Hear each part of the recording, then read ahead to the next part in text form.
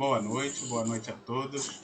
Com muita alegria, muita gratidão, damos início a mais um estudo do nosso livro Pão Nosso. Hoje, excepcionalmente, em vez de quinta-feira, estamos na sexta-feira. Era para ser às 7, mas estamos às 7h30 também. O horário acabou ficando o mesmo. E vamos então, hoje a nossa irmã Júlia vai nos guiar pelo estudo do item 64, então convido a Júlia a fazer a nossa prece de abertura.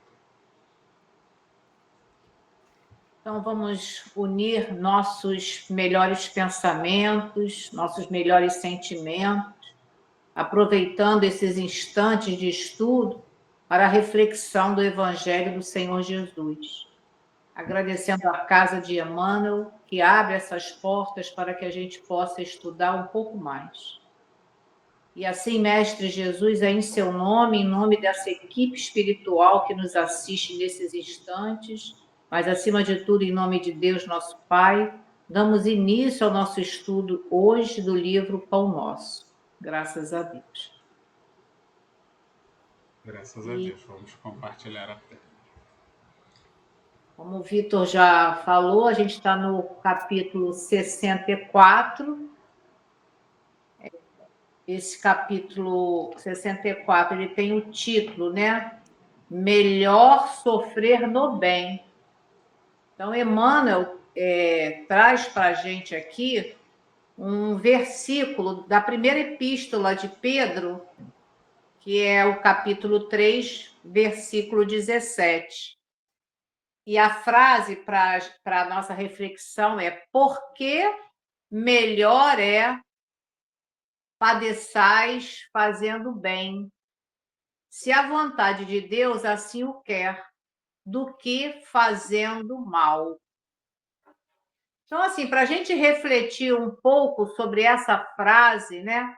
E a gente também saber quem é Pedro, né? Dentro do Evangelho, a gente primeiro vai entender que o Emmanuel diz que é melhor é que padeceis fazendo bem. E aí, lá no nosso capítulo, no nosso Evangelho segundo o Espiritismo, no capítulo 5, tem um capítulo que diz assim: bem e mal sofrer. Lá no item 8, Lacordaire traz para nós, lógico, é mais textos, eu vou tirar somente o primeiro parágrafo para que a gente comece a pensar nesse estudo do Emmanuel, que diz assim: quando Cristo disse, bem-aventurados os aflitos, o reino dos céus lhes pertence, ele não se referia aos sofredores em geral, pois todos os que estão na terra sofrem, quer estejam sob um trono ou na miséria. Porém, poucos sabem sofrer, poucos compreendem que só as provas bem toleradas podem conduzi-los ao reino de Deus. Então, se a gente tiver que padecer, que a gente possa sofrer bem. O que seria esse sofrer bem, né? A gente entender que as dificuldades que se apresentam, se a gente está num planeta de provas e expiações, a gente não está à parte de não sofrer.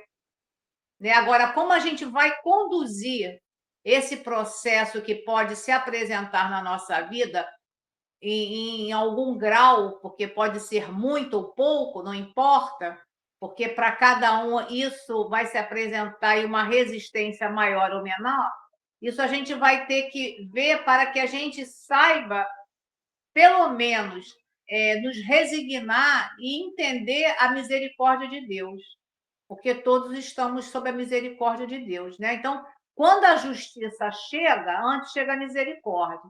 Então, ninguém vai sofrer nada que não tenha necessidade. Agora, como eu vou passar por essa dificuldade, cabe a cada um de nós refletir. E aí a gente vai também falar um pouquinho de Pedro, né? Quem é Pedro? E esse capítulo tem o título assim: Saber sofrer como Cristo. nos disse também nesse capítulo: não pagueis mal com mal, nem injúria com injúria. Então, é um capítulo que traz para nós muitos ensinamentos, porque normalmente o ser humano, ainda na condição que nós nos encontramos, a gente quer pagar o mal com o mal, né? A gente não sabe sofrer como Cristo.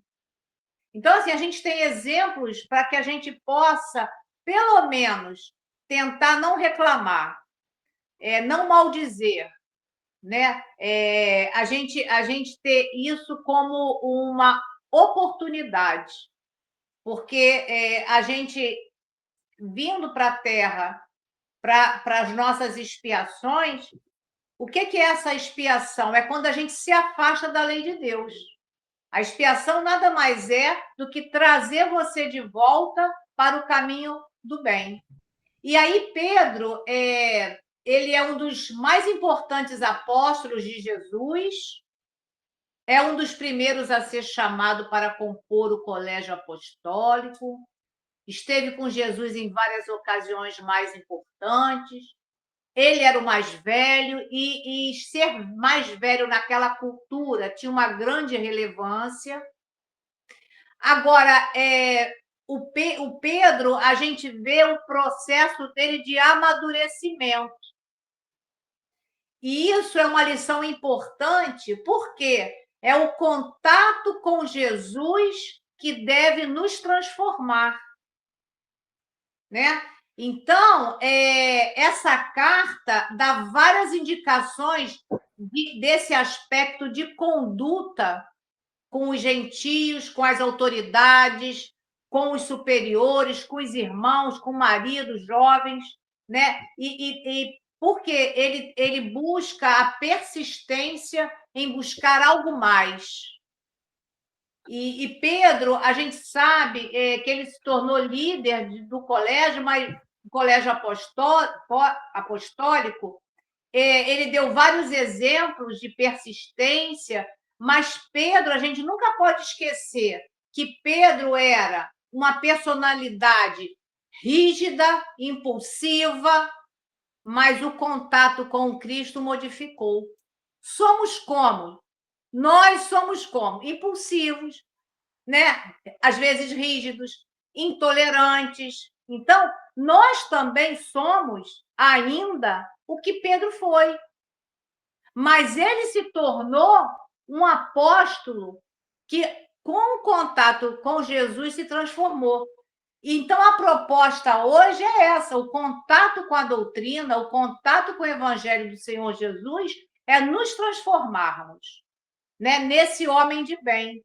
Então, usar o mal com o mal? Não. É saber ser resignado. E isso nós estamos no processo. Mas que bom que estamos aqui já com essa boa vontade. Se alguém quiser fazer algum comentário.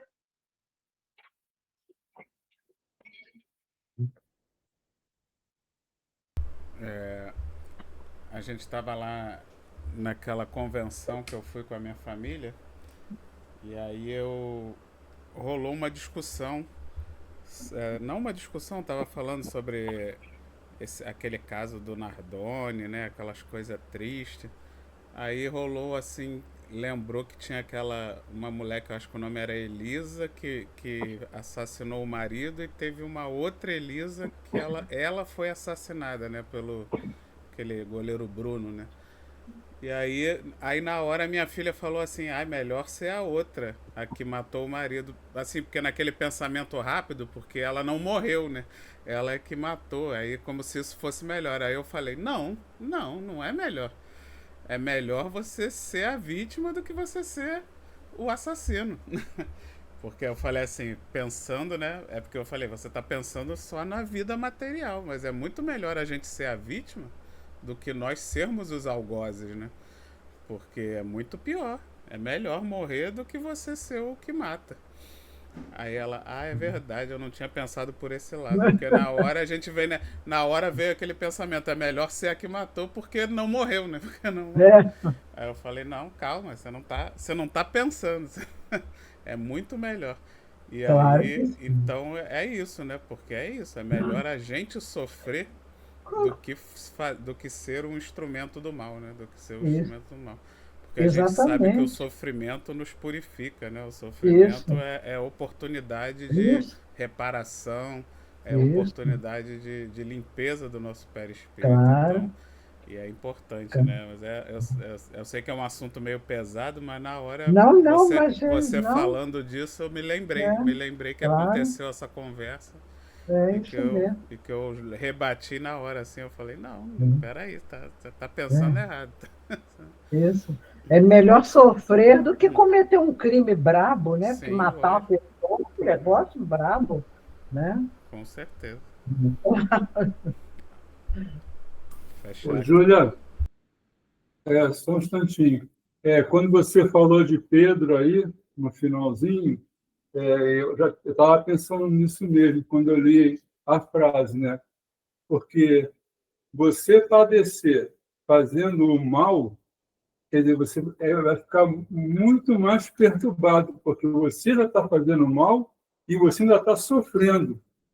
E você padecer fazendo bem, pelo menos você está sofrendo, mas algo está te confortando, porque quando você ajuda o próximo, você sente um certo conforto, porque você está sendo útil. Deu para entender meu raciocínio? É isso aí. Foi por isso, João, que quando Pedro pegou a espada e tirou a orelha do soldado, Jesus disse que não era daquela maneira que ele deveria agir. Ele estava tentando defender o Cristo, usando o mal pelo mal, né? Isso, Então é isso, João. Então, por mais que o Cristo estivesse ali sendo prejudicado, né? Não é, seria a atitude impulsiva desse Pedro, que a gente vê que ele era isso tudo, mas o que? O contato com o Cristo foi o que? Lapidando essas arestas, para depois ele lá na frente, ele lá na casa do caminho, quando ele passava por entre os doentes, não precisavam nem tocar nele, a sombra de Pedro curava.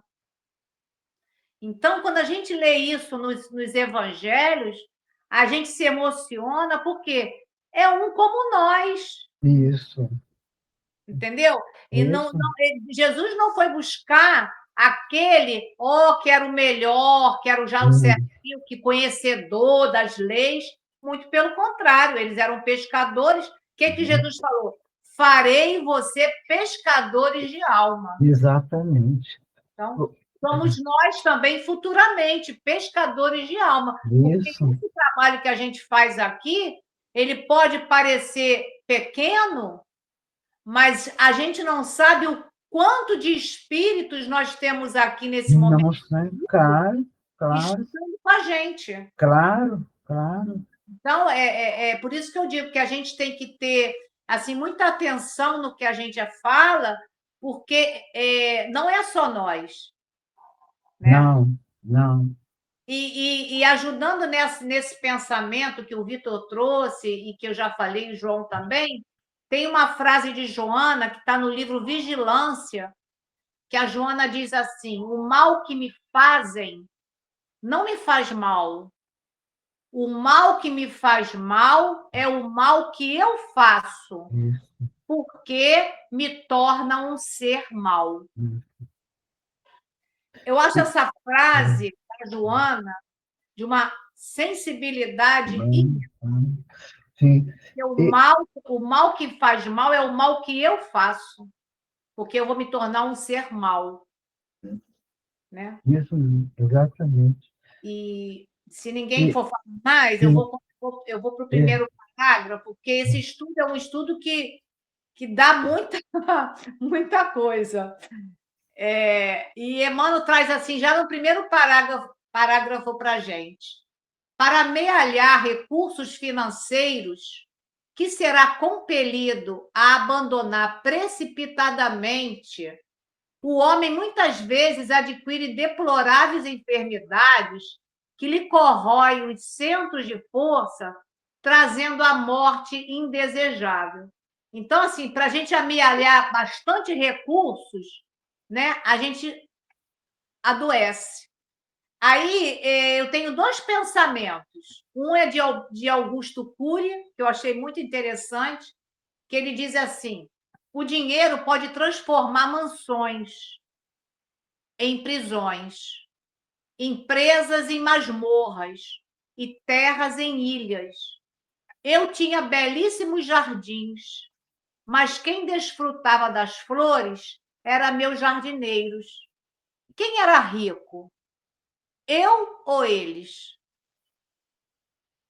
Eu achei muito forte para a gente refletir. E uma outra que é atribuída a Dalai Lama, que é frequentemente usada para ilustrar a relação prejudicial com o dinheiro. Ele diz assim: não percebo como o homem sacrifica a saúde para ganhar dinheiro e mais tarde sacrifica muito dinheiro para recuperar a saúde e vive Olha, tão ansioso e preocupado com o futuro que não aprecia o momento presente. Como resultado, não vive no presente e nem no futuro. Então, eu não tenho mais o que comentar, eu vou deixar aberto para vocês. Vamos refletir nessas duas mensagens. O que estamos fazendo com as nossas posses temporárias. Porque são temporárias, porque enquanto eu estou aqui, eu não levo isso. Então, o que nós vamos levar e o que nós estamos usufruindo já agora, se a gente está tão preocupado com o futuro que a gente não vive o presente.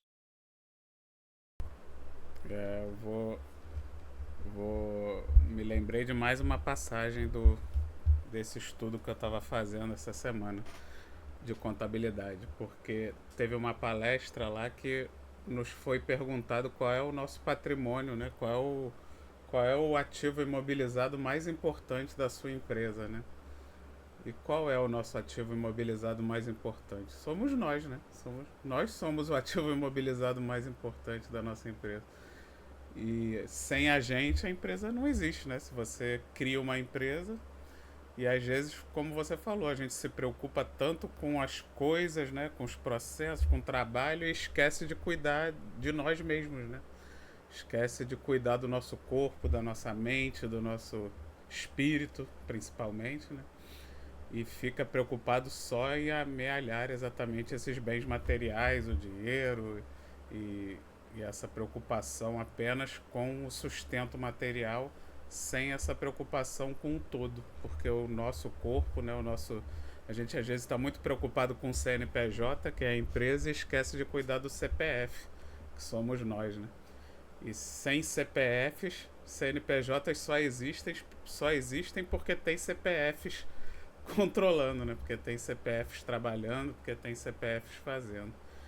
Então a importância da gente realmente olhar mais para nós, olhar para nossa saúde, para nossa família, para o tempo, né, que a gente precisa dedicar aos outros e não ficar realmente nessa loucura só pelo dinheiro e demonstrar, porque tem coisas, o dinheiro é importante sim, né?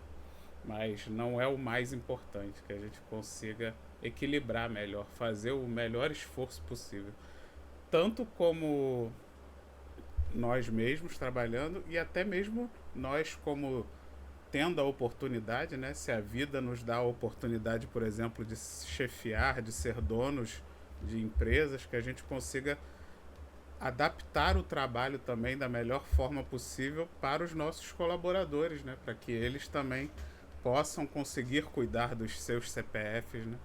E não explorarmos a mão de obra dos outros, né? Fazer com que os outros trabalhem até que sacrifiquem as suas saúdes em prol só dessa coisa material, né?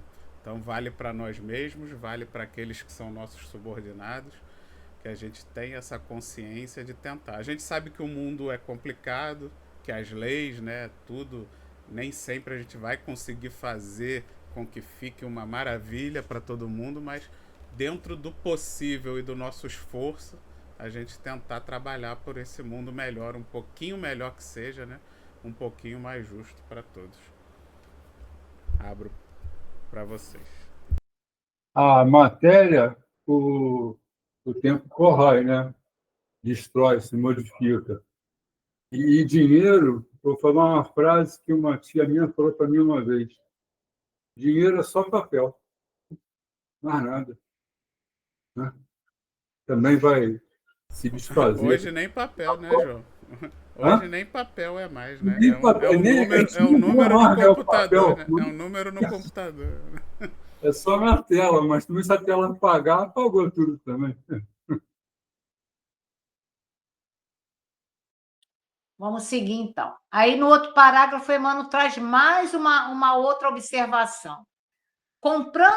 Comprando sensações efêmeras para o corpo de carne, comumente recebe perigosos males que o acompanham até os últimos dias do veículo em que se movimenta na Terra. E aí, quando Emmanuel coloca corpo de carne, é para a gente refletir, né? E aí a gente vai ver aqui, né? Eu fiz uma anotação. As ilusões e sensações do corpo são temporários, né? E existe para o espírito somente durante a trajetória da Terra. Então, tudo que é essas sensações vai ficar por aqui, né? O essencial é cuidar do corpo com amor, porque ele serve, sim, de instrumento para eu estar reencarnada. Amor, a gente tem que ter respeito a esse veículo, reconhecendo que ele é um templo do espírito, é um veículo. Esse veículo para quê? Para que a gente possa alcançar, né, a nossa melhoria moral. Aí eu coloquei aqui 3 situações para que a gente possa pensar. Ó. Prejuízos ao corpo físico, essas sensações efêmeras. Tem as sintonias vibracional negativa e tem a fuga da realidade. Vamos pensar. Prejuízo ao corpo físico. Você, com essas sensações, seu abuso compromete a experiência e o aprendizado da encarnação atual, porque vai gerar sérios problemas de saúde. Sintonia vibracional negativa. Por que isso? A dependência de substâncias mantém o indivíduo em faixa vibracional baixa, o que pode atrair a influência de espíritos desencarnados que ainda compartilham com esse vício. E aí se instala a obsessão. Fuga da realidade.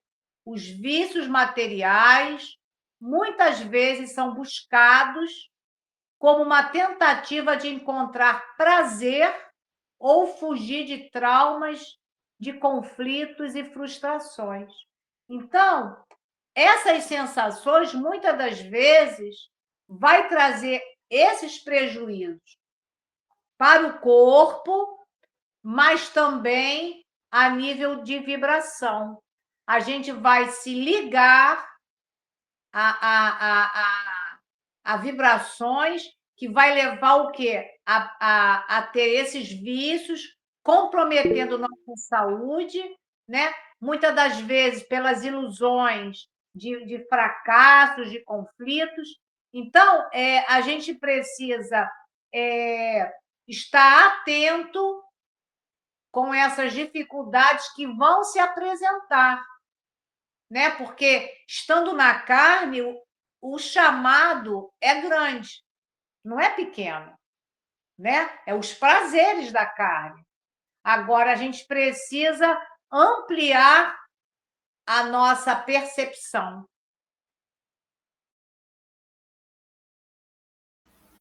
Julinha, isso aí eu me faz aqui trazer o caso no Evangelho segundo o Espiritismo, capítulo 5, Bem-aventurados os aflitos, né? As causas atuais das aflições. Ele fala sobre isso. As vicissitudes da vida são de 2 espécies, ou, se quisermos, tem 2 fontes bem diferentes, que importa distinguir. Uma tem sua causa na vida presente, outras fora desta vida, né? Que é aquilo que a gente está... As dificuldades que trazemos, você falou aí da questão do que a gente vai fazendo, das condições que nós vamos vivendo, né? Dos equívocos, né? E vai dificultando cada vez mais a nossa vida. Às vezes a gente já traz de outras existências, né? Já vai errando novamente, né? Ou acaba fazendo daqui. E isso traz as consequências, é claro, né? Aí ele fala assim, quantos homens caem por sua própria culpa? Quantos são vítimas da sua imprevidência, de seu orgulho e de sua ambição? E tem muito mais, né? Aí, pulando um pouquinho mais à frente, ele fala assim, a quem, portanto, deve o homem responsabilizar por todas essas aflições, senão a si mesmo? O homem, pois, em grande número de casos, é o causador de seu próprio infortúnio, mas, em vez de reconhecê-lo, acha mais simples, menos humilhante para sua vaidade, acusar a sorte, a providência, a chance desfavorável, a má estrela, quando sua má estrela está na sua própria incúria, né? E tem muito mais aí à frente, mas é isso. Porque essas questões aí das dificuldades, né, que as pessoas querem, assim, elas querem viver sempre como se não houvesse amanhã, né? Comete os excessos e o corpo, o físico, não está preparado para todos esses excessos que a gente quer viver, né? E acaba se ressentindo disso, né? A gente não toma a responsabilidade do compromisso colocado aqui quando nós viemos. Eu não lembro. Não, a gente pode não lembrar, mas ele está ali gravado no âmago, a gente percebe, a gente sente um incômodo, mas a gente não quer ouvir, não quer sentir, não quer ter aquela sensibilidade para perceber que o que está fazendo está indo contra aquilo que foi planejado.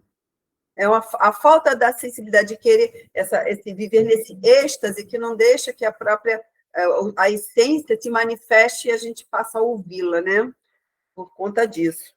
E é por isso que se fala que é tão importante, tanto a reforma íntima quanto a meditação, para a gente poder trabalhar isso em nós, para saber por que estamos aqui, por que estamos sofrendo e o que nós nos comprometemos a fazer. Né? É isso. Vamos seguir. No outro, Emmanuel ainda traz mais outro para a gente pensar bastante. Essa é muito importante mesmo. Encolerizando-se por insignificantes lições do caminho, envenena órgãos vitais, criando fatais desequilíbrios à vida física. A pergunta é: quem de nós não se encolerizou alguma vez na vida?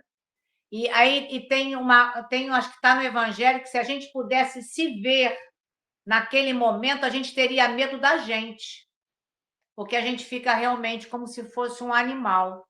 E Emmanuel traz para nós, lá no livro Consolador, lá na questão 181, perguntaram para Emmanuel assim: como entender o sentimento da cólera nos trâmites da vida humana? Aí Emmanuel traz para nós: a cólera não resolve os problemas evolutivos e nada mais significa que um traço de recordação dos primórdios da vida humana em suas expressões mais grosseiras. A energia serena edifica sempre na construção dos sentimentos purificadores, mas a cólera impulsiva nos seus momentos atrabiliários, que é os movimentos violentos, é um vinho envenenado de cuja embriaguez a alma desperta sempre com o coração tocado de amargoso ranço, ressentimento. Ele bota uma expressão aqui, amargoso ressaibos, que aí eu fui buscar o que era isso. Quer dizer, o coração vai ficar tocado desse ranço, desse ressentimento. Então, é um veneno que você lança para você mesmo se prejudicar com ele. Você mesmo vai beber do seu veneno. porque a hora que você se encoleriza, como ele disse, você vai uma expressão lá de trás do seu processo evolutivo, que é do quê? Do irracional. E também no Evangelho, bem-aventurados os que são mansos e pacíficos, lá no capítulo 9, tem o item 9, é 9:9. E é um espírito protetor, ele não se identifica.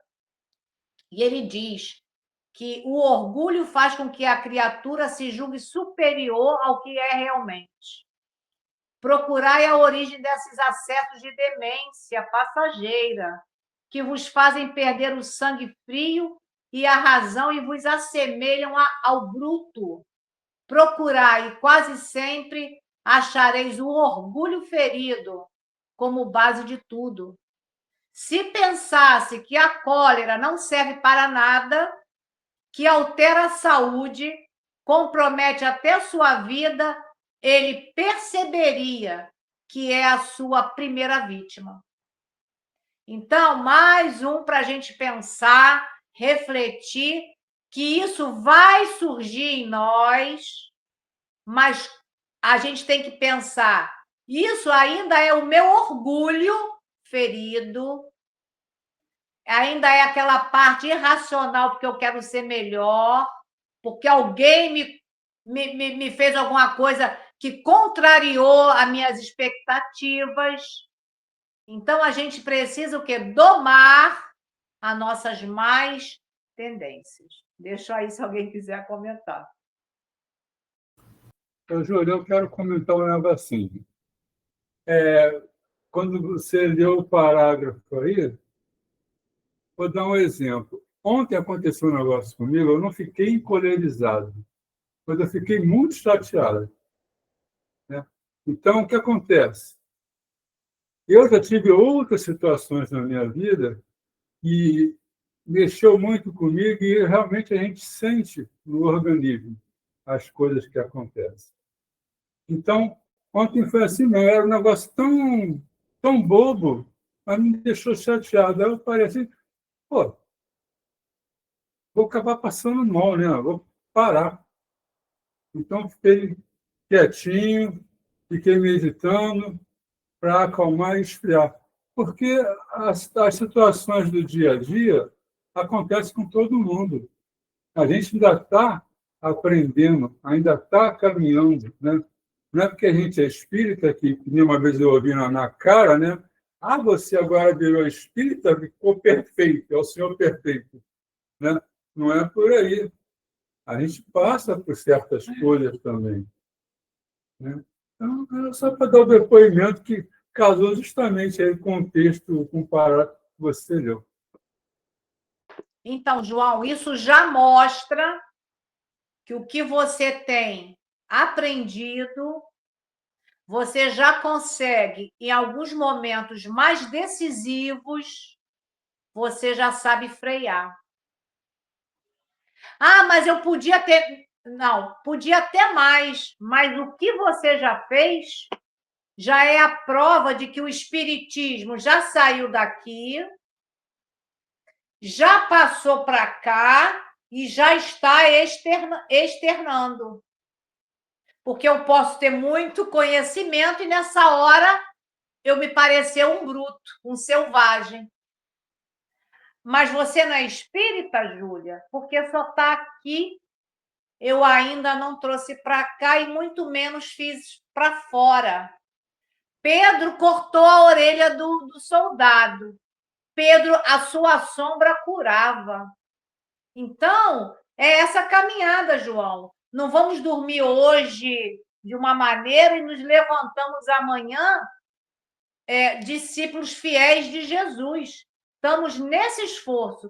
E isso, João, prova amai-vos, eis o primeiro ensinamento, né? Instruí-vos, eis o segundo. Então, já tem o amor em ação. O amor por quem? Por você. Porque amar a Deus sobre todas as coisas. Eu preciso amar ao próximo, mas eu preciso me amar. porque senão eu volto a me prejudicar. Então, você não deixou que o teu orgulho, que ainda nós temos, como você também tem, dominasse um momento que você fez o que depois? Refletiu. Cara, João, isso aí é para você ficar muito, muito feliz. Entendeu? Você falou bastante sobre cólera. Aí eu lembrei daquela doença que tem esse nome, né? Cólera, que geralmente está ligada a beber água, né? Água suja, água contaminada. E que eu estava lendo aqui na internet que ela tem esse nome justo porque ela tem esse sintoma de prejudicar o sistema digestivo, principalmente ali o fígado e a bile. E você vê, eles com certeza deram esse nome lá na origem, quando descobriram essa doença, porque os sintomas no sistema digestivo da doença era parecido com os sintomas de, com certeza, de quem se encolerava e ficava doente também do fígado, porque a gente sabe que a raiva, né, e o cólera ele estraga o fígado. E aí quando viram que essa doença também estragava o fígado, fizeram a associação com as pessoas que estragavam o fígado por causa do cólera, né? Então você vê como é que, né, a capacidade que nós temos através dos nossos maus hábitos e dos nossos maus sentimentos, até mesmo independente, você não precisa ter uma bactéria, você nem precisa ter um vírus, nada disso para que você mesmo se destrua, né? Destrua o seu próprio corpo físico, acabe com a sua própria saúde, porque exatamente nós mesmos, com essas atitudes, como ele coloca ali, de estar se encolerizando, né, constantemente, você mesmo produz as substâncias no seu organismo que vão te autodestruir, né, te auto-intoxicar. Então, realmente, essa preocupação que a gente tem que ter. Eu aprendi muito lá no Joana de Ângeles, né, no Seja lá, quando eu frequentei o Seja, fala muito de Joana de Ângeles lá. E ela ensina que não existe sentimento ruim. Existe a gente não saber trabalhar do jeito certo, na hora certa, os sentimentos. Porque a raiva tem seu propósito. É importante que você sinta raiva, sinta indignação, para que você exatamente queira e se movimente para transformar certas situações. Mas agora, uma coisa é você, eu senti raiva e aí eu vou trabalhar em cima desse sentimento para que aquela situação mude. Agora, a pessoa que vive se encolerizando por tudo, né? Por qualquer motivo, às vezes por qualquer besteira, porque a pessoa se coloca muitas vezes como centro das atenções, né? E aí qualquer coisa é motivo para se encolerizar, aí é o mau uso, né? Na verdade, o sentimento da raiva não é ruim, mas agora você sentir raiva por qualquer coisa, por qualquer besteira, e não trabalhar bem esses sentimentos, vai lhe causar sérios problemas de saúde, né? Então, com certeza, fica para nossa reflexão. E Joana de Ângeles, ela tem uma série, como você já fez esse comentário aí, né? Que ela vai trabalhar esses sentimentos. É uma série psicológica da Joana. São vários livros. E ali, se você se debruçar nesses estudos, você vai compreender todos os sentimentos. E eles têm lugares que a gente precisa trabalhar, né? Então, fica a dica, então, dessa série psicológica. Tem o livro Plenitude, Autodescobrimento, Conflitos Existenciais, são um desses tantos que ela tem.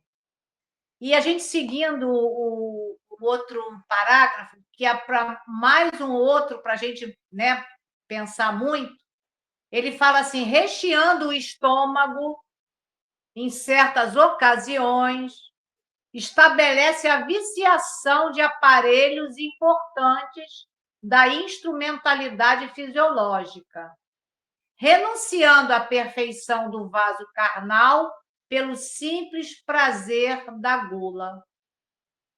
Então, nós temos um vaso carnal, nós temos esse corpo, para que é um instrumento para que a gente se mantenha aqui. Mas eu posso, com a minha viciação, meus maus hábitos, trazer para mim doenças que não estavam na minha programação reencarnatória.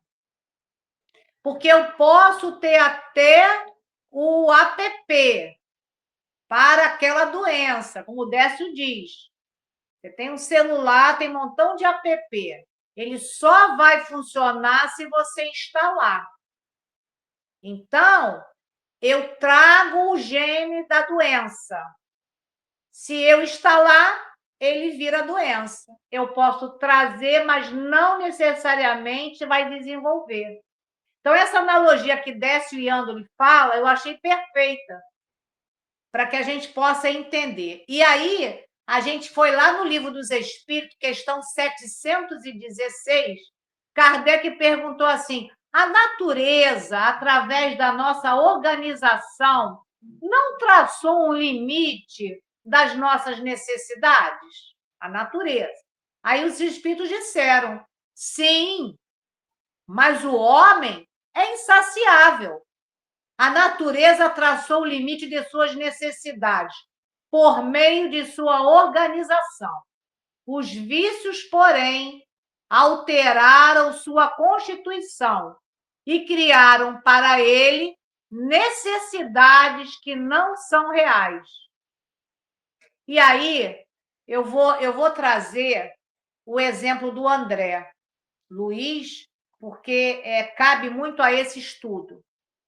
Lá no livro Nosso Lar, tem uma conversa entre André Luiz, Clarencio e o enfermeiro.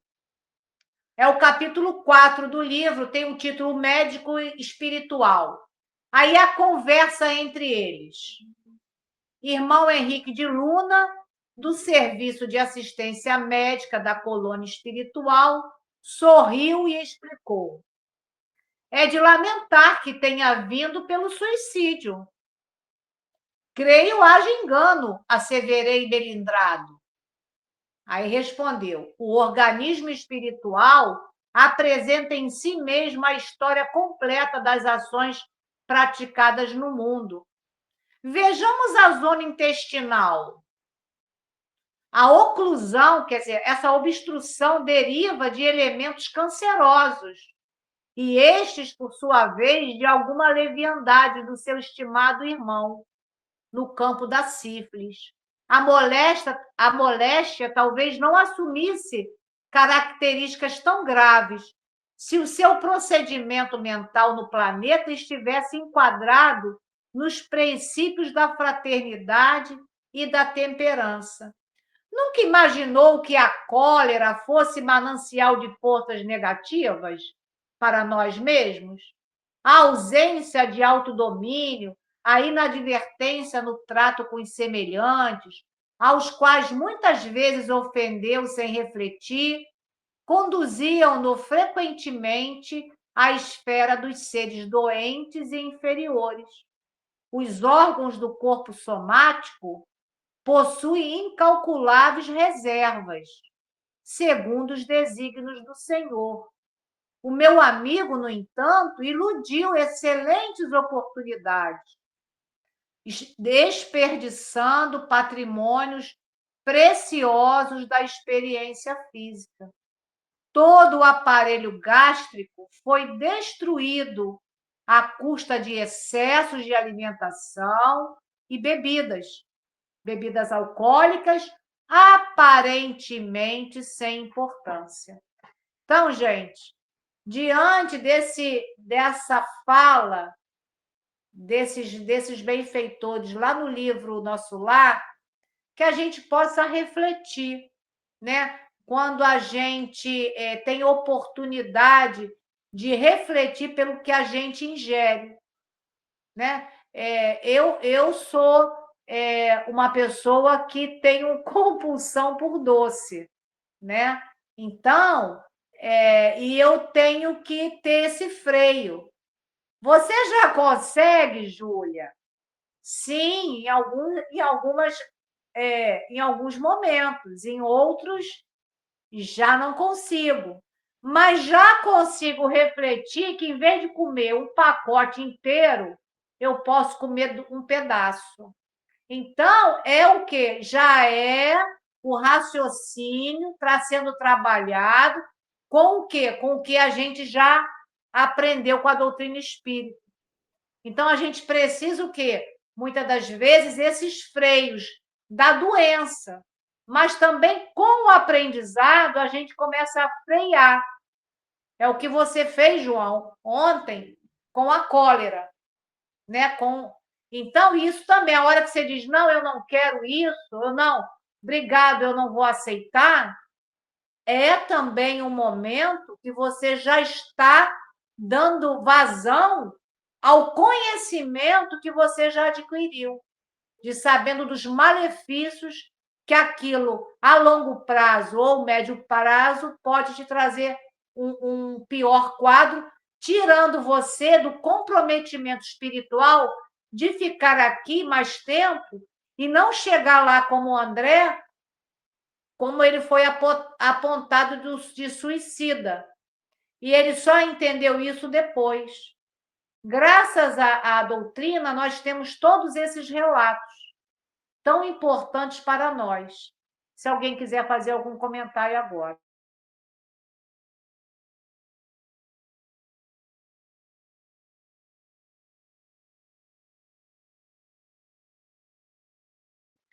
Vou seguir agora para o outro parágrafo. Por que temer os percalços da senda clara do amor e da sabedoria, se o trilho escuro do ódio e da ignorância permanece repleto de forças vingadoras e perturbantes? Aí eu coloquei assim, os percalços, porque a gente tem dificuldade, sim, para nos mantermos na vida, né? Então, eu botei aqui, os percalços são dificuldades, são obstáculos e sofrimentos na nossa vida. E eles são vistos como provas, como expiações, que são oportunidades essenciais para o aprendizado, para o nosso crescimento e o nosso aperfeiçoamento espiritual.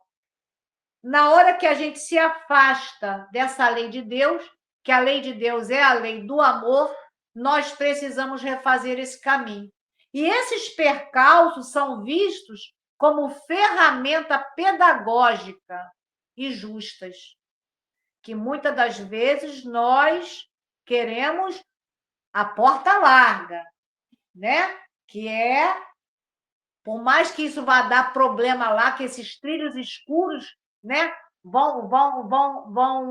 Tem várias coisas perturbadoras, mas o estar aqui com muitas oportunidades de facilidade, às vezes tombamos para um caminho equivocado, porque trilhar o caminho de percalços, de dificuldades, que vão tirar as nossas arestas das más tendências, a gente vai, às vezes, optar pelo caminho que vai ter dor lá na frente, mas agora eu estou sorrindo, né? Quando o homem estiver caindo, ele normalmente ele está, né, numa daquela, ele não percebe que ele está caindo, porque ele está sempre num ganho ilusório. E isso vai refletir lá na frente as dores e o sofrimento. E a gente tem lá no Eclesiastes, eu até falei assim, deixa eu procurar saber, né? Que a gente fala muito Eclesiastes. O autor tradicionalmente atribuído a Eclesiastes é o rei Salomão. Só para a gente ter o entendimento. E o que era falado lá? A felicidade não é deste mundo, mas realizando com dedicação e com fidelidade essas valiosas lições de Jesus, a gente vai conseguir passar aqui na Terra usufruindo paz e tranquilidade, sim. Não a felicidade que a gente não vai encontrar aqui a maior felicidade, mas nós já encontramos aqui, trilhando esses caminhos de dificuldade, nós pelo menos vamos ter mais tranquilidade e mais paz.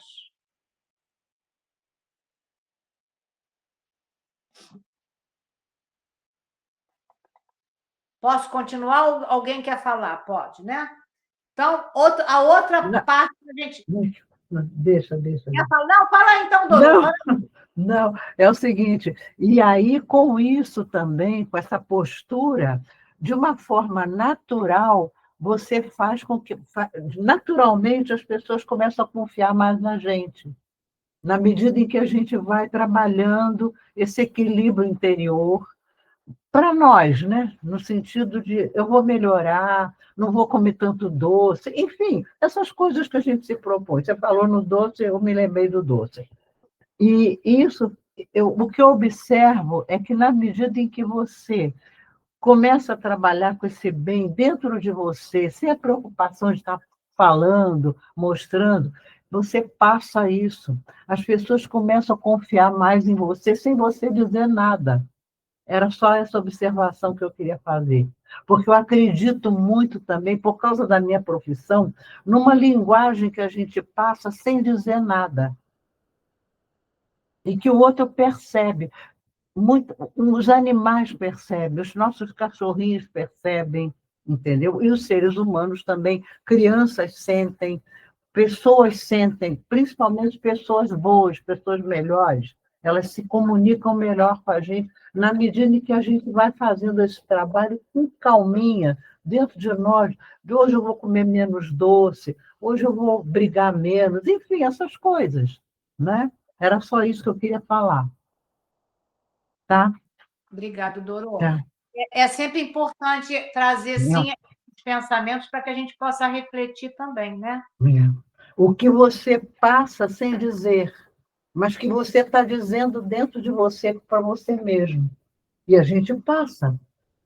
E não está nem percebendo, e o outro está percebendo, o outro está sentindo. Tá... Às vezes ele não sabe nem explicar, mas ele começa a ser diferente com você, começa a ser mais, vamos dizer, carinhoso, mais atento, mais... enfim, eu sinto, eu percebo isso. É como, Tá? como dizem, né, Doro? O exemplo arrasta. Isso, né? Isso. Por isso que quando falaram, quando Francisco de Assis falou assim, que fosse levar o evangelho, mas se preciso fosse, usasse a palavra. Porque o importante para Francisco de Assis não era levar a palavra, mas as ações deles na vida cotidiana era o evangelho vivo de Jesus. Se preciso for, use a palavra. Isso. Então, é isso que você está dizendo. O modo como eu me comporto, até os freios que eu já começo a ter, quem está do meu lado diz, nossa, antigamente era assim e hoje já se apresenta de uma outra maneira. Então, você vai trazendo para o outro uma visão melhor de como se portar, porque você já compreendeu. Isso é muito bonito. Que a gente possa realmente fazer esse esforço. Porque a gente está no esforço, né? E a gente está no esforço para melhorar, né? E agora eu vou continuar, porque o tempo... Não. A gente se empolga. Eu vou desligar aqui.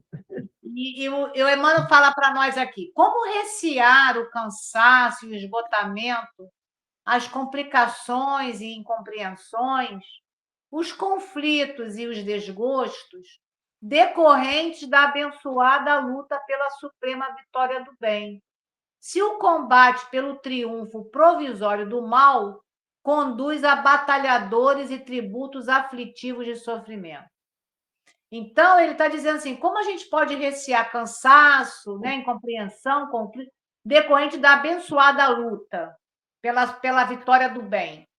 Aí eu coloquei que a verdadeira luta é o bom combate, foi o que Paulo fez, né? Combati o bom combate, acabei a carreira e guardei a fé. Não sou eu mais quem vivo, é o Cristo que vive em mim. Futuramente, nós iremos falar isso, esse combate dentro de nós mesmos. Por enquanto, a gente está só no esforço, como a gente acabou de falar, de vencer a nós mesmos.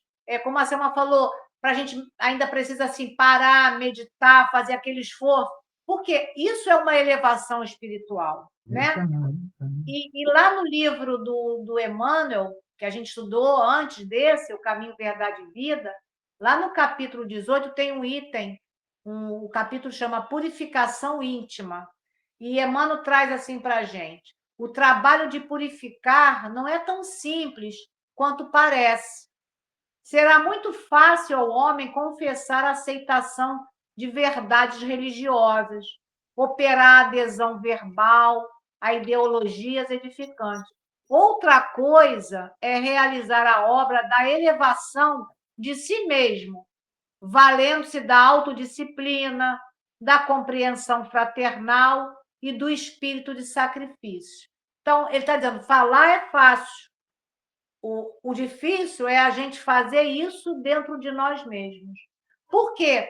Esse triunfo que ele diz aqui, né, do triunfo do mal, vai conduzir atributos aflitivos. Porque quando você está nesse caminho, né, com essas aparentes vitórias de coisas ilícitas, de momentos que você acha que você está triunfando, isso vai trazer sofrimentos muito grandes lá na frente. E para que a gente possa ter esse bom combate, é a gente estar dentro de uma situação e a gente tentar entender a situação e não apontar que o problema é do outro. E eu posso fazer de sacrifício agora para que eu possa, né, através do meu livre-arbítrio, né, para que eu possa ter realizações melhores amanhã. Porque nada é rápido, né? Nenhuma evolução é a galope. A gente está no passo a passo. E se alguém não quiser comentar alguma coisa, senão eu sigo aqui, tá?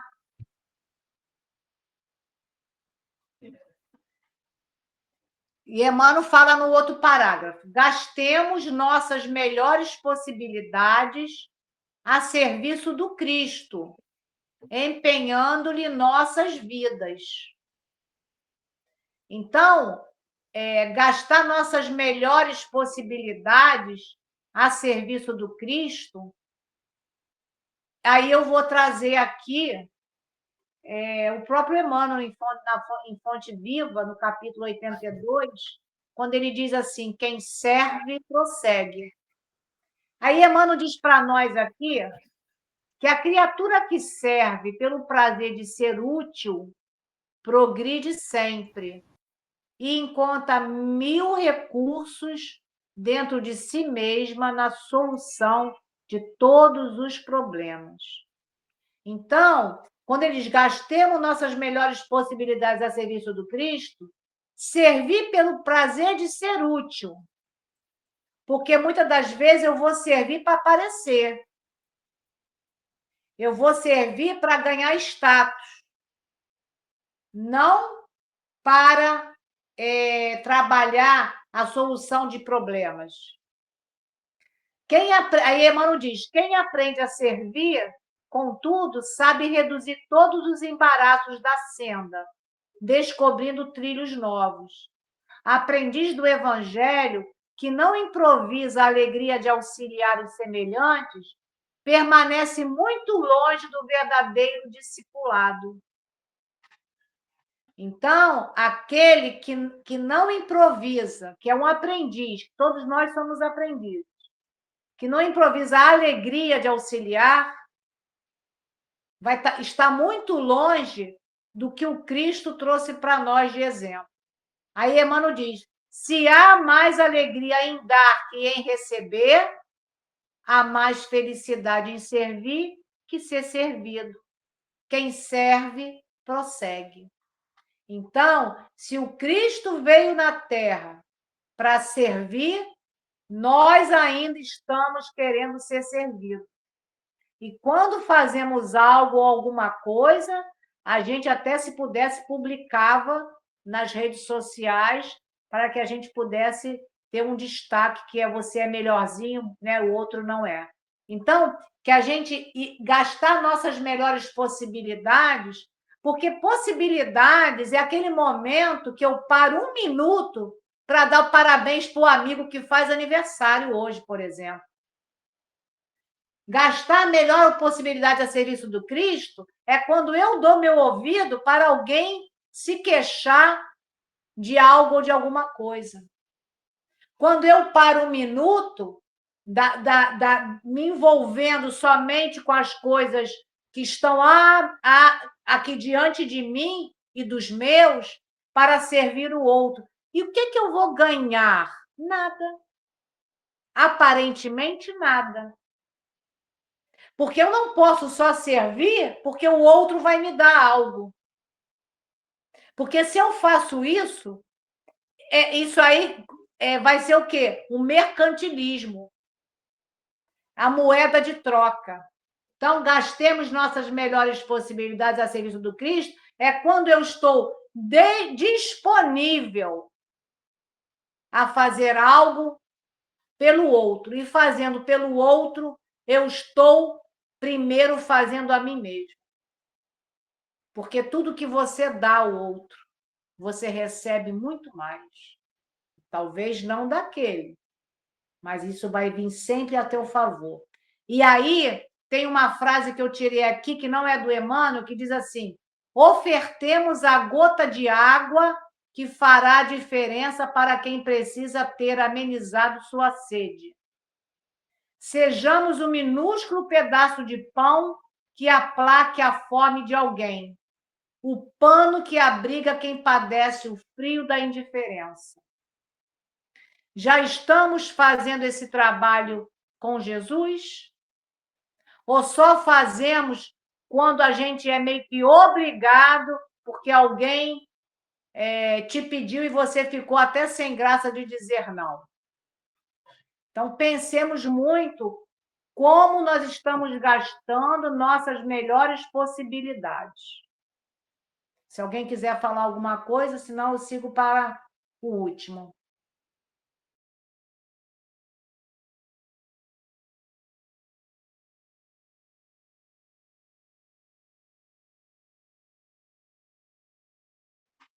E para fechar, Emmanuel traz aqui para a gente a arma criminosa que se quebra e a medida repugnante consumada provocam sempre maldição e sombra.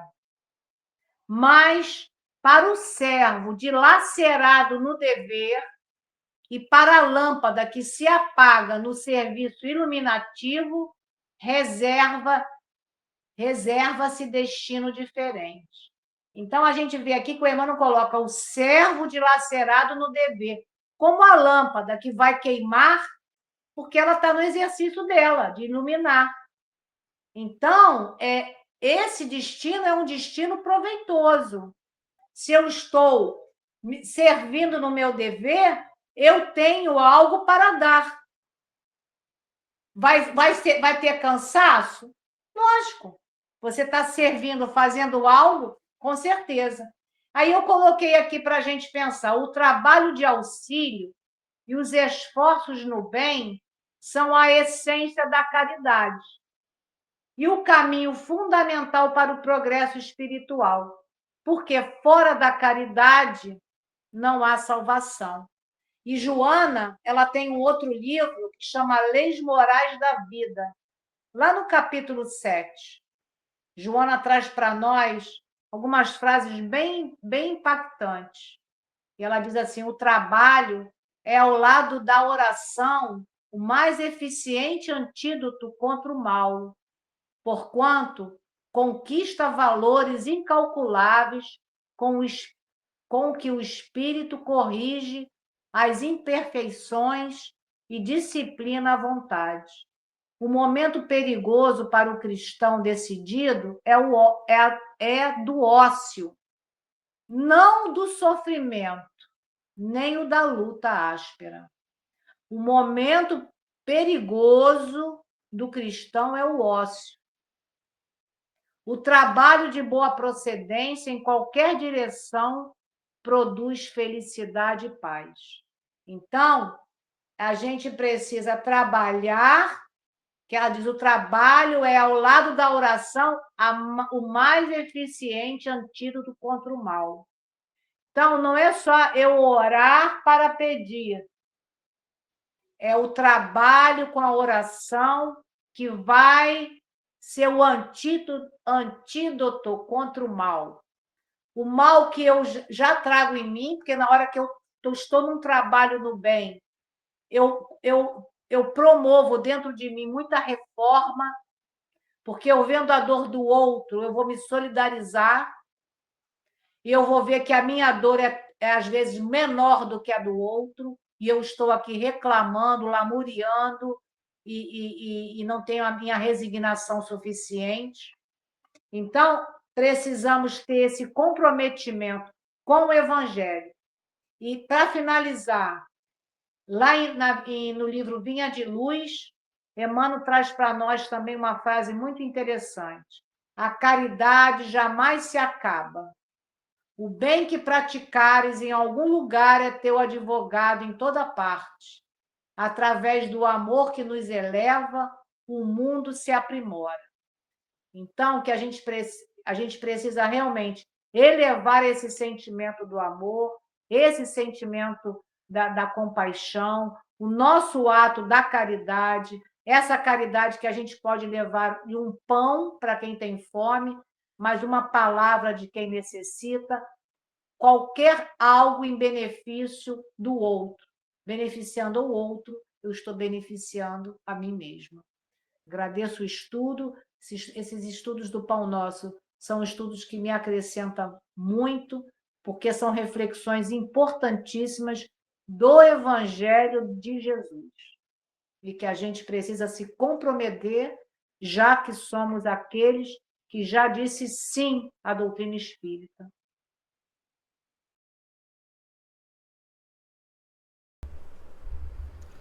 Muito obrigado, Julinha. Foi maravilhoso o estudo.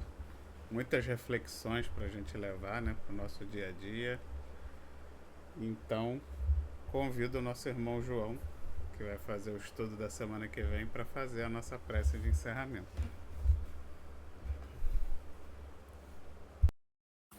Então, vamos elevar o nosso pensamento a Deus, nosso Pai, e mais uma vez agradecer a nosso irmão e mestre Jesus pelos ensinamentos que ele nos trouxe, pelo amor que ele dedicou a todos nós.